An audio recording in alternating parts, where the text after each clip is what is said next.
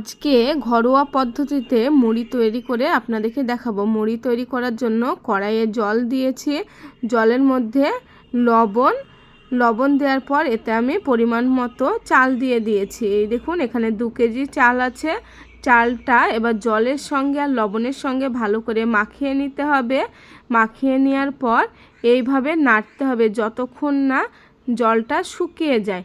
অল্প পরিমাণে ভেজা ভেজা থাকবে, খুব শুকাবে না। তারপরে একটি পাত্রে ঢেলে একটা ওড়না দিয়ে ঢেকে দিতে হবে।